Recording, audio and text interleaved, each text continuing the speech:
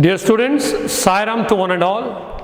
In the previous session of the lesson Our Constitution, we discussed drafting committee, the need of constitution, and what are the problems we had to face soon after our independence.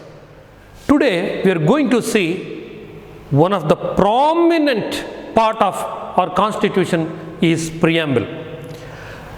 Preamble is especially, we can see Indian constitution. In Indian constitution, let us see what is this preamble. Already many political thinker mentioned this. This is the horoscope of constitution. This is the mirror of constitution. Let us discuss our preamble.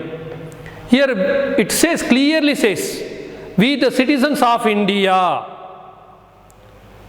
we the citizens of India solemnly approved that the India is social, democratic, secular country.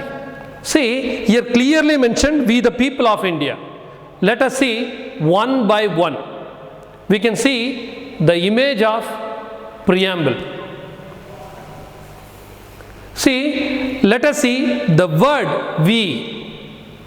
Here we refers to the Indian citizen. The preamble of the constitution's beings and belongs to we the citizen of India. See, India does not belong to any family. It doesn't belong to any kingship. It belongs to entire people of this country. Because of that only, we the citizens of India. Here we refers to the Indians. It tries to fulfill the dreams of Indians. See, it is clearly mentioned in our constitution. Second one is, India is sovereign country. India is a sovereign country and it is not under the control of any other country in the world. Before 1947, we were under the control of British, Portuguese, Dutch, French. But after independence, India is sovereign democratic country. Sovereign means India is not under any country. Here it has its own foreign policies. And we have adopted non-alignment policies, 5-year plans, and we have our own international policies. And we have achieved internal and external autonomy.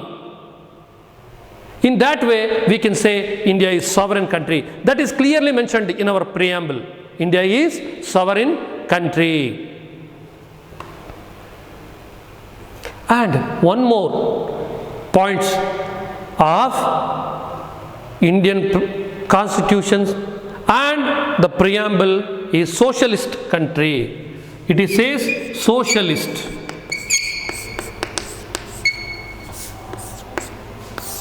Preamble of Indian constitution clearly says, we the people of India having solemnly resolved into constitute India a secular, sovereign, democratic, socialist republic country, and to make this country justice. Here justice means social justice, political justice and economic justice, and liberty, equality, all are clearly mentioned in preamble. By that we can say it is a mirror of our constitution. Once again, you go through the image of preamble of our constitution.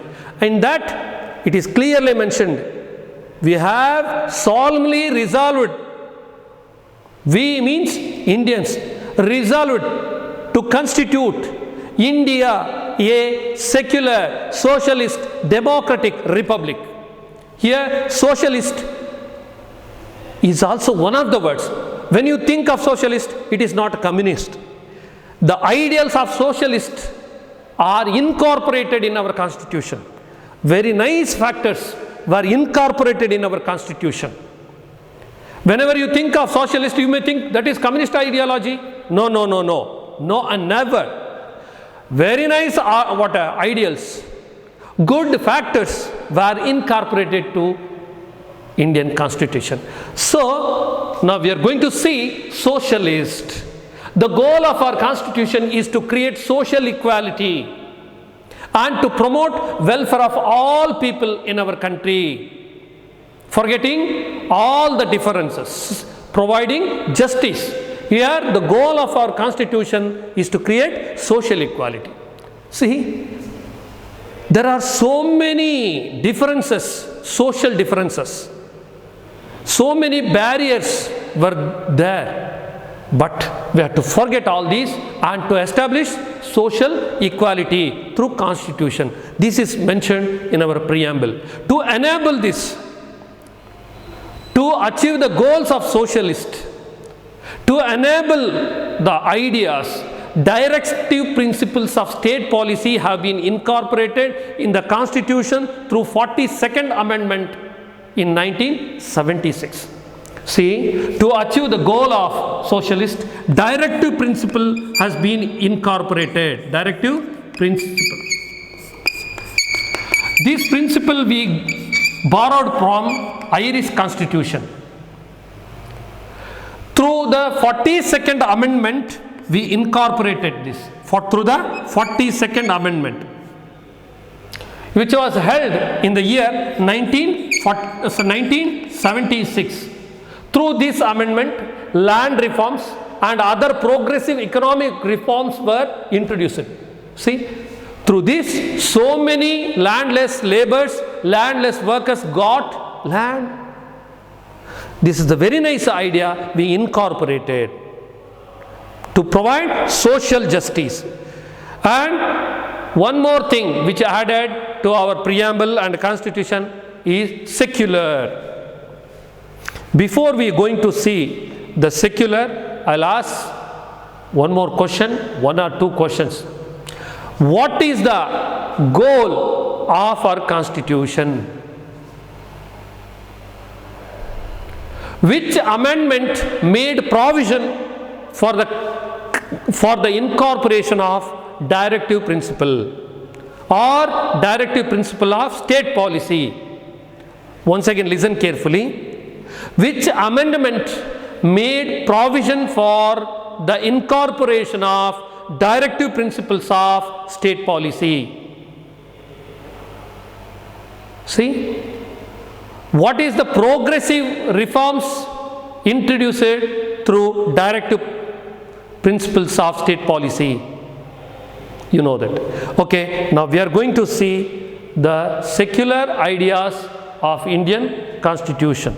One of the major part and important part of a Constitution is secular idea. The word secular has been incorporated in the Constitution through 42nd Amendment in the year 1976. See, here secular and socialist ideas were incorporated into Indian Constitution through 42nd Amendment, which was held in the year 1976. Socialist idea and secular idea, both are very nice idea to uplift the people, to uplift the society. Here, secular idea. See, India is known for its diversity. There are more than 1,400 languages, thousands of communities, cultural differences. In spite of all these, we achieved oneness, the unity, only through secular ideas. So, secular idea is necessary to establish united India. And through that we can achieve brotherhood. Now we are going to see the secular. The word secular has been incorporated through the Amendment 42nd. And what is this? What is the importance of the secular idea? No religion has been given the status of national religion. See, all religions are treated equal. See, if you go Saudi Arabia, its national religion is Islam. If you go Pakistan, its national religion is Islam. If you go Philippines, its national religion is Christianity. But Could you say which is the national religion of India? No, there is no national religion for India. All religions are treated equal. All are equal. And citizens have the liberty to practice any religion they desire. If you are born in X religion, then you can convert into Y religion. There is no objection. You can follow any religion. All religions have equal status in India. This is the beautiful idea of secular ideals. That is one of the very nice factor of our constitution. Now we are going to see another factor, very important factor of our preamble, that is democratic republic. You know, India is democratic country. After our independence, our forefathers, the freedom fighters and political thinkers, visionaries adopted democratic republic. This is also one of the factors of our preamble. That is clearly mentioned. Securing the happiness of everyone is the responsibility of government in a democracy. What is the responsibility here? Securing happiness, whether it is Ranga, Rama, Abdullah, Mark or anyone. Securing happiness to each and everyone is the responsibility of government in a democracy. In kingship, there is no such consideration. There is a division. Here, the welfare concept is part of democracy. Problems are solved through the discussions, not by violent method, not by punishment. Here, problems are solved through discussions. Elections are held every 5 years through universal adult franchisee. Here, if any citizen of India completed 18 years can vote, can cast their vote. This is the adult franchisee. Without any discrimination, one can cast vote. The fact that our head of the state is the President of India, who is elected for the period of 5 years, proves that our country is republic. This is the best example. See, President of India who is elected for a period of 5 years, it proves that our country is a republic country. And now let us go through questions.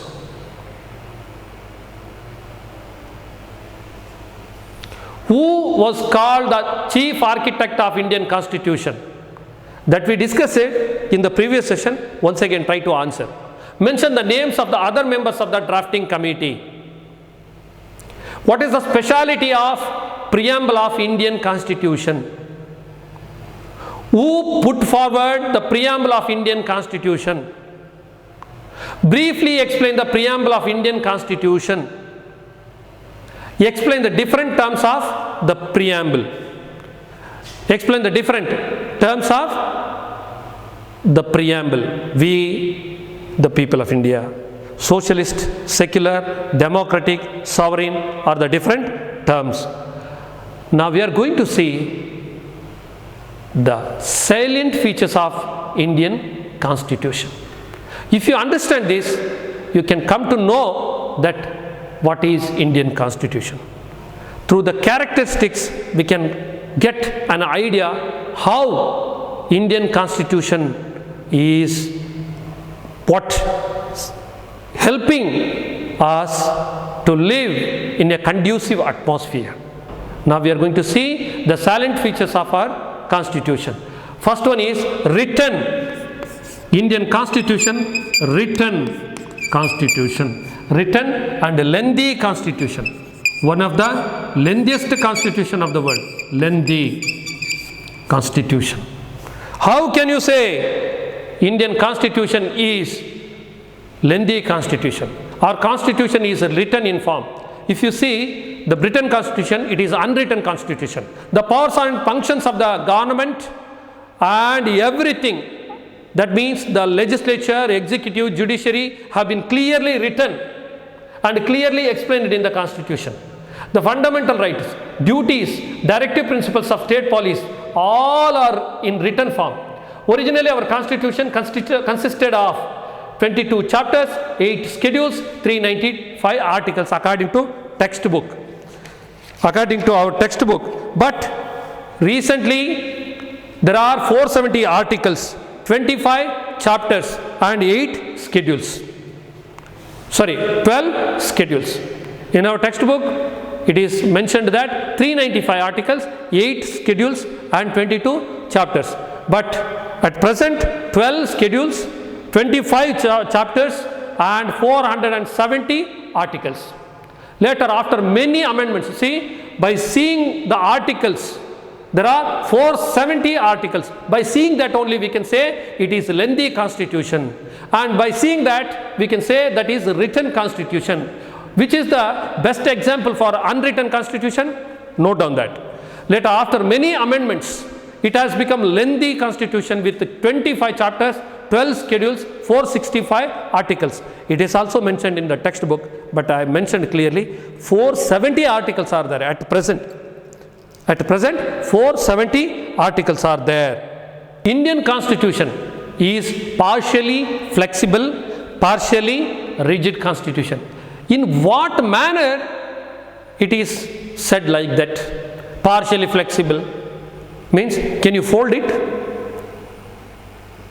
Partially rigid, it is means it is difficult to fold. In which manner it is told like that? See, the constitution which can be easily amended is called flexible or simple constitution. Amendment is needed. Amendment is required. For the progressive country, amendment is required.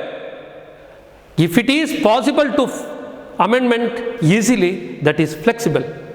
But Indian constitution is neither flexible nor rigid. Neither flexible nor rigid. Constitution that has special procedure for amendment are called rigid or complicated constitution. Our constitution is neither too flexible nor too rigid. See why constitution should be amended. See, time has gone and tendency has been changed. In such a circumstances, we need to change the constitution also. Here, for example, in 1947, there was no cyber crime because there was no internet. But today, in 2021, there are number of cyber crimes because there is internet, there is social media, there is computer, there is mobile. These are all the development. Due to the development, some people also involved in crime. So it is necessary to bring or to adapt cyber law. To adapt cyber law, there is need of amendment. Through the amendment only we can make. That is why amendment is needed. ಯಾಕೆಂತ ಹೇಳಿದರೆ 1947ರಲ್ಲಿ cyber crime ಇರಲೇ ಇಲ್ಲ. ಹಾಗಂತ ಇವತ್ತು ನಿಮ್ಮ fraud ಆಗ್ತಾ ಇದೆ, ಹಣ ಕಳ್ಕೊಳ್ತಾ ಇದ್ದೀರಿ, ಬ್ಯಾಂಕಿನ ಮೂಲಕ ನಿಮ್ಮ ಇಂಟರ್ನೆಟ್ ಬ್ಯಾಂಕಿನ ಮೂಲಕ ಹಣ ಕಳ್ಕೊಂಡಿದ್ದೀರಿ. ಕಾನೂನಿನಲ್ಲಿ ಇಲ್ಲ ಅಂದರೆ ನ್ಯಾಯ ಸಿಗಬಾರ್ದಾ ನಮಗೆ? If there is no law in our constitution, we have to be conspired the internet fraud, conspired by the internet fraud. So it is very necessary.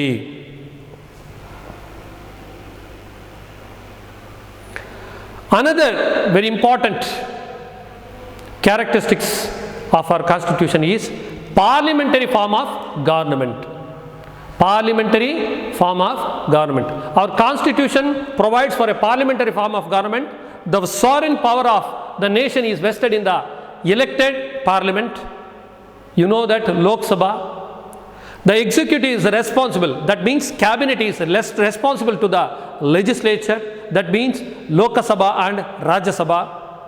And here the executive is responsible to the legislature at the central and state levels. The cabinet shall be in power as long as it enjoys the confidence of the legislature. If it loses the confidence of the legislature, it has to resign. As soon as it loses the confidence of the legislature, it has to resign. See the image of Parliament House. Now, another important characteristics, features of our Indian Constitution is republican system. See, American Republic, Czech Republic, but what about India? Indian Constitution has republic in nature. The Constitution has declared India a republic. The head of the country is indirectly elected by the citizen. See, if you go to Britain and see who is the head of the government, the Queen is the head. In India, the President. The President is elected indirectly by the citizens. Who elects? Who elects? See, Electoral College will elect him. Electoral College. In India, the President is the constitutional head of the state and he is elected. Today, who is the present President of India? Who is the Vice President of India? Note down that question. Next feature is federal system. Now we are going to see federal system of India. Our Constitution provides federal system. American government is a federal form of government. But here, Indian Constitution, Indian government is also federal form of government, because our country consists of different languages, different caste, different races, different languages and geographical regions. See, here we can see the geographical differences. For example, if you go to Rajasthan, you can see Thar Desert, and its geographical and their cultural style is something different. If you come to Malnad region, their lifestyle is something different. Though all these difference, we feel we are Indian. How? We formed federal system of government. Through the federal system of government, through the democratic government, we are feeling like that. And then administrative powers are shared by the central and the state government. See, we are Kannadigas. To look after ourselves, we have our own government. Because of that only, there are two parts, central government and state government. Central list has 100 subjects. At the same time, state list has 61 subjects. Concurrent list has 52 subjects. Here, from the central list, state, see, here then Supreme Court possesses the powers to solve all the disputes between the states and center and center and state and state. Here one thing, there are central list, state list and concurrent list. Central government has the right to derive the laws from central list, and state government has the right to derive the law from state list. Concurrent, here both the central government and state government have the right to derive the laws. This is all about the federal form of government. Okay, now I'll ask some questions. Mention the three different organs of the government. Indian Constitution is neither too flexible nor too rigid. Justify. Explain the parliamentary form of the government. Explain the party system. That we will discuss in next class. Dear students, today we have discussed preamble of our Constitution and some points in its characters. The characteristics of or the features of Indian Constitution. Sai Ram.